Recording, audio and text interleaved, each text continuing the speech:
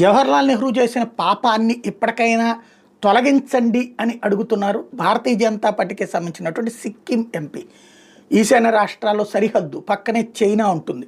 ఆయన ప్రత్యేకించి చెప్తున్నటువంటి పాయింట్, ఇక్కడ భారతీయ జనతా పార్టీ తరఫున గెలిచినటువంటి ఎంపీ డిటి లెప్చా తాజాగా డిమాండ్ చేస్తుంది ఏంటంటే ఇండో చైనా బార్డర్స్ అంటున్నారు, ఇండో టిబెటన్ బార్డర్స్ అనండి అన్నటువంటి. టిబెట్ని జవహర్లాల్ నెహ్రూ టైంలో చైనా ఆక్రమించుకుంటే మనం వాళ్ళకి సహకరించాం చైనాకి. వాస్తవంగా టిబెట్ సాంస్కృతికంగా మనతో క్లోజ్గా ఉంది, ప్లస్ మనం అంటే అభిమానంగా ఉండేది.